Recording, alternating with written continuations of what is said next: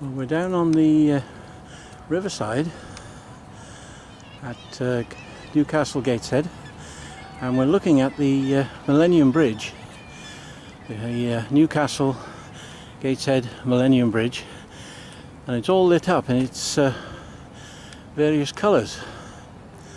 Now, for some reason, my camera is not really showing the colours quite as good as I thought it would. This must have a very good lens on it or something, or light balance.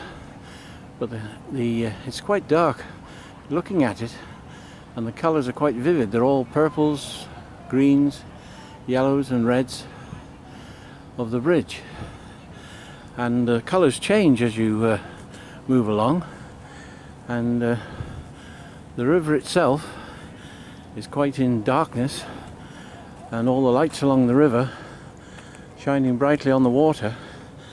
Now, as I say, this camera of mine picks up everything.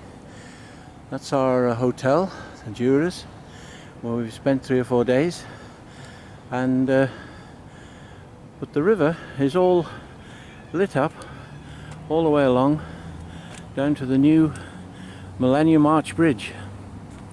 Now, this bridge is quite interesting in the fact that it's one of the first of very few bridges which actually lifts up. The walkway actually lifts up and allows ships to go underneath, and the walkway then is closed off, obviously, and then when the ship has passed, the bridge comes down again and forms the shape we see it in now. But it's all lit up in beautiful colours, and the colours are even reflected in the water. In fact, the colours show up better in this camera on the water than they do on the bridge. You can see the colours quite clearly on the bridge and in the water. Now, I can't hear them at the moment, but all these buildings around here, these big tall buildings that go all around Newcastle and Gateshead, are roosts for kittiwakes. And apparently the kittiwakes, this is the furthest inland that there is. Well, you can hear the kittiwakes now. Furthest inland that the kittiwakes come to roost. And so that's very interesting. It caused a lot of problems for the council keeping the place clean. As you can imagine, a load of kittiwakes up on the buildings, there's a great problem with droppings. So they have to come every day and clean the pathways and clear up as much of the mess as they can. But because the kittiwakes are interesting, they allow them to be there, and they don't try to stop them in any way. Now, it's quite interesting to see from here the actual footway reflected in the water. The water shows up the colours and the reflection of the bridge as we come along. Now, we went on a trip today around Newcastle, and we saw a great many things. We had a very interesting trip and told us a great deal about the history of how Newcastle became built. It stretches right back to Roman times, and various things that have happened. And although it's called Newcastle, there were actually 3 castles. There was a Roman castle built back in the Roman times, and then I think it was during the Saxon times, or sort of Norman times, there was a new castle built, which is where it got its name from. And then apparently it was rebuilt again, or altered at some stage. So there was actually 3 castles, and that's on the town crest. If you look at it, you'll see there's actually 3 castles. So that makes it very interesting. Now, the building we're passing on the left hand side here is an art centre, which is one of the new installations they built from the industrial times, and Newcastle is trying to encourage all the buildings and places in the town to do as much as they can to put art on show. And so these things people milling about, which you can see in front of us now, are representations of various types of light bulb. Now I can't see exactly how they work myself, but they're supposed to be representations of light bulbs, different ones, miners' lamps and different kinds of lights. And this is the art centre, which we haven't had time to go in, but apparently it's a very interesting place to go in and have a look. Art complex. And up on the board there, I'll try and zoom in. Unfortunately, it's not focusing terribly well, but it actually says there, go with the flow, swim against the tide. So that's a lit up thing that's on the side of the area there.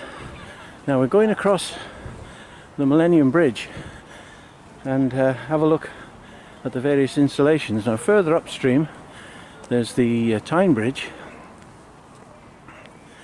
and that's got a sign on it. Now if I try zooming in, I'm hoping this camera isn't terrifically good in this type of light, but hopefully you can read on there. It says Simply Health, Great North. Sure, I think it says, or something like that. Now there's actually 4 bridges there, which makes it interesting. There's a swing bridge and 2 road bridges and a rail bridge, all crossing over the river, going from Gateshead across to Newcastle. So we'll now walk up onto the bridge. The lights are having trouble with this camera with the lights. I think the lights aren't really being displayed as well as I hope they would. But if it is picking it up, I hope it is, but it's very difficult. In this light it may only look white, I don't know. But for me, I can see all the colours of the rainbow. It goes from red, green, yellow, purple and red on the other side. So all the colours are there, and of course the bridge itself has got lights all in it. The footway here, and those reflect down onto the river itself, making a really interesting and colourful picture. And just hope that this is picking it up good enough, because the colours really are spectacular, but I don't know whether this camera is going to be good enough to do it justice. I hope it is, but I can only tell when I get back and look at it onto a bigger screen whether the colours will actually be there.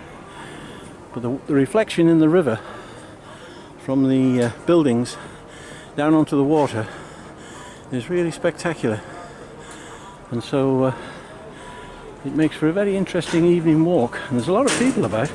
I mean, it's about 10:30 at night and it's still fairly light really, and it looks even lighter on my camera. And because people are running about on the bridge, it's bouncing up and down a bit. I'm trying to keep the camera as still as I can. But there's a lot of movement in this bridge. It's all suspended from cables and 2 pivots on either side, electrically operated, which makes the whole bridge tilt and tip up for ships to go under, as I said. No, but you swam against the tide and the colours. So we're about in the centre of the arch now. The arch goes up and over the top and down the other side. Unfortunately, as I say, I can't read. It's too bright in the camera for you to be able to read that sign. It showed it better on my other camera, but unfortunately this one, I run out of memory on that one, so I found to use this camera.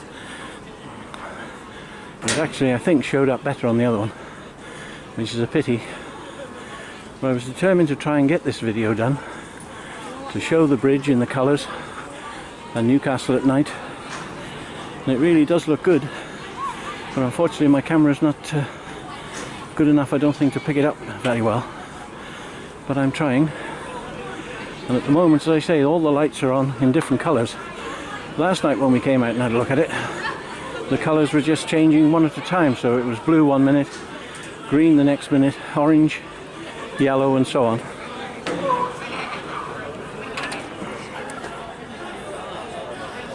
It's got a bank of lights down there,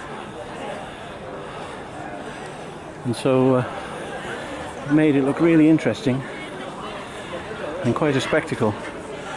There's quite a lot of noisy fun. Train. Oh, the train's going over the bridge. Oh yes, I see. Train's going over the other bridges as we go down this other side and have a little look at the quayside, because this was a quayside for ships. Ships would come up the river. They used to dredge the river so they'd get the ships up, and therefore it was a navigable river, and ships would come up and unload. And there's rather an interesting building they've built, which is another art installation or some sort of theatre type place. I don't quite know. There's theatres in there and various musical venues on the other side of the road here, on the side of the river. So if I cross over the road, hopefully we can look back and you may be able to get a glimpse of what it was all about. Now, it's rather a strange building and I don't know how well it's going to show up, but we'll try and do it. If I just steady myself against here, and if we look at the building on the other side of the river, the bus coming, if I try and zoom in a little bit, you'll be able to see that building there. Now it's a very strange building, and it's got a glass type of roof, metal or something, and then the windows in it, if you look at the windows, I'm hoping you can see, but they resemble ships. They look like ships' funnels, and it looks like 3 ships parked up alongside the dock. And very interesting it is too, and it looks very much like 3 ships parked there. So that's again a reflection of the maritime history of the area and built into the architecture, and that's very good. And this is our last night in Newcastle, so we're going home tomorrow, and so we probably won't come here again, I doubt. We may do, who knows. May come up this part of the world, but it's been a really interesting visit, and it's been a real pleasure to see this bridge, and hopefully you can see all the colours, and it's well worth a visit of this wonderful Gateshead, Newcastle Gateshead area. And very interesting it is too, as it says, Gateshead Millennium Bridge. And as I say, this is the end of our little visit to Newcastle. So I wish you all good night, and until I bring you another video on something more interesting, or as interesting, I'll say, as usual, it's Grandad saying bye bye now and good night.